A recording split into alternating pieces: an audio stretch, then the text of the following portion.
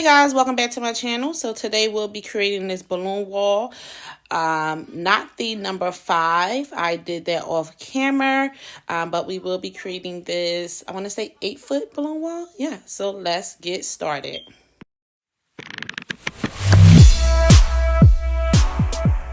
Blowing up the spring lilac. Well, let me tell you the color. So I got my balloons from Bargainballoons, and the colors I am using is spring lilac, purple violet, and the chrome mauve. And I have the sizes 16, 11, and 5 in the spring lilac, and I have the 11 and 5 inches in the purple violet, and then I just have 11 inches and 7 inches from the chrome mauve. And right now I blew up the purple violet and the chrome at home, and then on site I blew up my spring lilac balloons, mainly because those were 16 inches that I was adding in that color, and I wouldn't be able to fit as many in my vehicle, so I did the other 2 colors home and then did these on site. So right here you see me making the clusters of 8 balloons, blowing up 2 duplexes, twisting them together, blowing up another 2, and then adding that to the duplex already blown up. And then once I have a quad, I blow up another quad, and then I twist that quad together. And that is what you'll see me doing now, twisting that quad together. And you can 1 twist, 2 twists. Sometimes I may twist it more than 2 times if it's not as tight or if it's not really joined in the middle.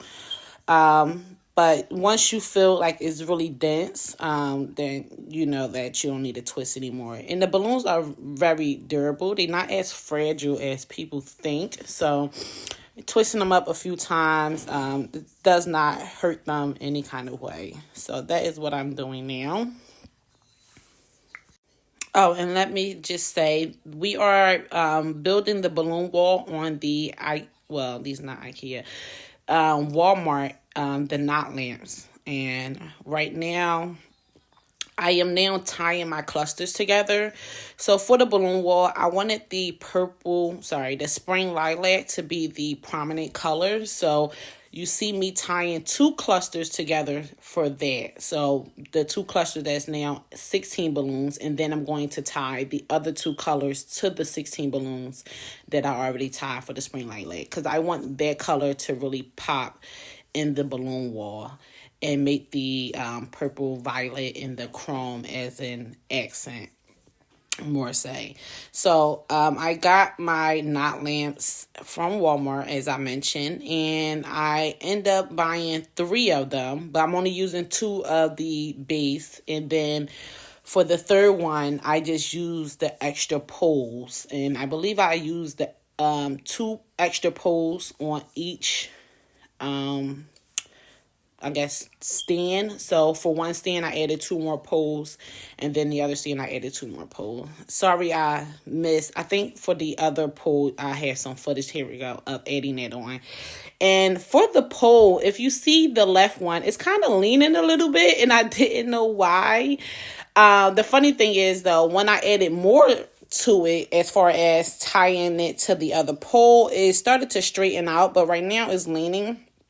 And I'm adding the 260 cube balloons at the top. Then I added it at the middle and then at the bottom as well. And then I am going to tie the middle part to the 260s, as you see me wrapping it around. Once or twice, just pull it tight, and then you can tie it in. I just wrapped it around a few of the chrome balloons, and then I am just going to tie it right into the spring lilac, into the 260 right there.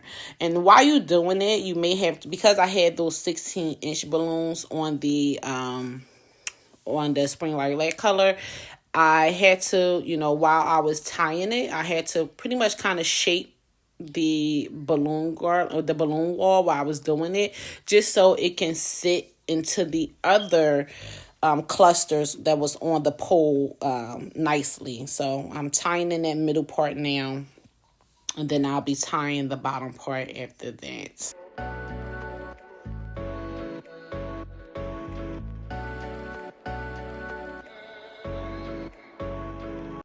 So here I'm about to add the other clusters onto the pole. So when you add them on the pole, you just want to slide the balloons on, and you want to make sure the middle of the clusters, so where you twist them all together and you have that middle part of all the necks, you just want to make sure the middle part is actually on the pole, and then twist a few of the balloons out of each cluster just once. Twist it over to make sure it's standing. This pole did not give me a problem at all. You see that it's actually standing up straight with no problem. And for the top part, so if you see on the left side, I end up using a balloon at the top, but on the right side, I put some gaff tape at the top. The balloon, when I put it at the top, it wasn't too bad. I think I left it there, or I don't know if I end up switching it to gaff tape as well, but it kind of, like, when I pulled it down, it kind of ripped the top of it, of course, because the pole is sharp. So I was like, let me just use the gaff tape. The gaff tape was perfectly fine. And it was better because it was black. So it just blended in with the pole. And I just ripped off a little piece of that. But here I'm tying the 260s around the pole again. Just wrapping it around the balloons a few times. And then I'm going to start adding the, I'm going to tie this pole to the middle of this wall.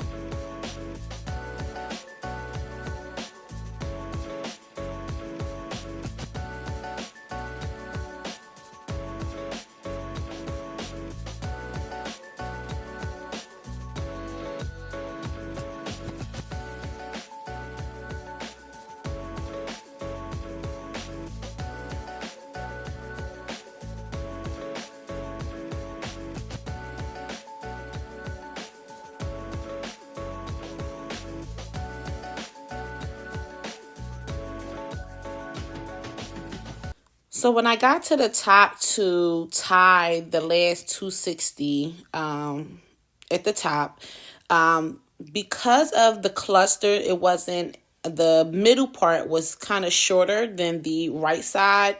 It was taller, and when I went to tie it, it basically pulled it down.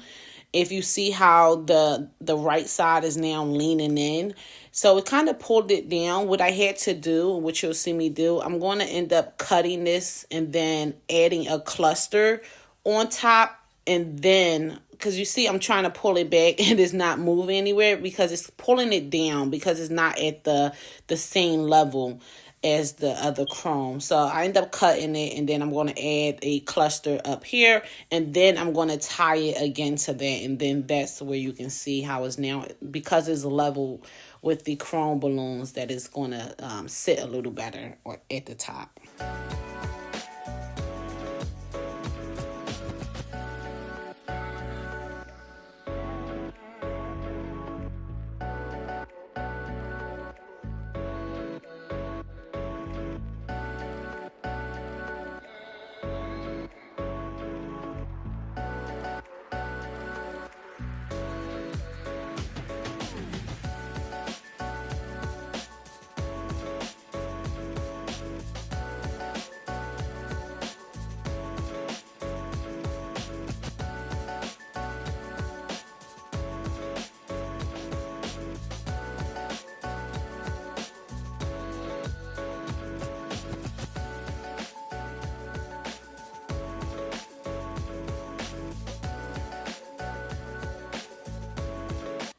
So at this point, I'm just stepping back, looking at the wall, seeing where I need to add more clusters in, and then shaping it as well. I need to just shape the balloons, see where they fall, and make sure they just fall in the organic shape. And once you do a wall or any garland, you know what I mean by just trying to make sure they just fall in the way that it sits nicely within each other. So right now I'm just shaping it, going back and forth, looking at it, stepping back. If you don't have anyone there to help you, you're just going to be stepping back a lot. Or you can take a picture as well. Take a picture, look at it, and see what you can add and where you need to add more balloons and things like that. And I'm just tying the clusters into another cluster. So right here, I tied that spring lilac into the chrome balloons. And I just, once I tied it in, I just moved it where I wanted and shaped it around, moved stuff around. And you just keep doing the same thing. Even here, I think I end up using, I'm adding on a 260Q. Wrapped it around a few times, and I'm just going to tie it on to a cluster right in the middle and tuck it in, twist it around, play with it, and see where I like it.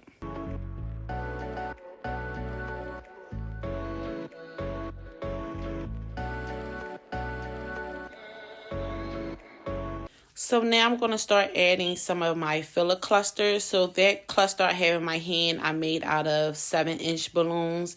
And some of these 7-inch balloons, I end up twisting them to make 2 balloons out of 1 balloon. And it just makes really small clusters. And you see right there, that one little filler cluster that I add right there, just detailed that one area on the left side. And this filler cluster that I have, I created by using a 260Q. On one end, I had a duplex of, I believe, like 7 or 9-inch balloon with 2 5-inches twisted in. And then on the other side, I had a cluster of 3 balloons. They were 5 inches, between 3 and 5 inches. And you tie them to the end of the 260Q. And then you just, you can stretch it up around the balloon. You go under or up. And you just wrap it around, and it details it that quick. You see the left side underneath the chrome that I did. It detailed that area, and I had a balloon that popped. I just added another balloon on my filler cluster, tied it right back in, and then I'm just going to twist it around, find its shape, and play with it like that. And just keep playing with the balloons. Eventually, it'll fall into, a nice place.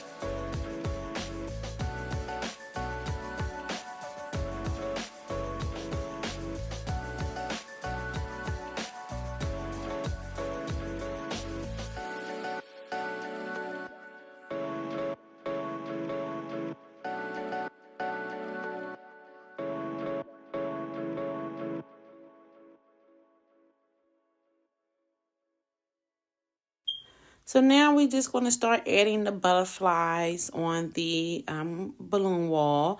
And this was just supposed to be like a shades of purple wall with a, accent chrome.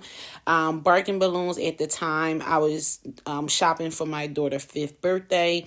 And I wanted to use Qualatex balloon. I didn't feel like using any other brand. Qualatex is my favorite. So I was like, at the time, I went on Bargainballoons and I'm like, okay, whatever they have in stock, that's the color of her party. Of course, girly color. So at the time, they had the spring lilac and a purple violet in stock. So I said, okay, I'm buying that. And then I happened to fall into the butterfly theme because I was looking at something at Party City, and Party City had these butterfly colors that was the same colors as the purples that I chose. So I ended up just buying these butterfly sticker things that you can get from Amazon and just placing them on the garland. And that was that. Some of the footage at the end I did end up losing, but we were at the we were pretty much almost done. I was just adding clusters and the filler clusters. And this is the final look, guys. What did I take from this project? I would definitely say I did what I could.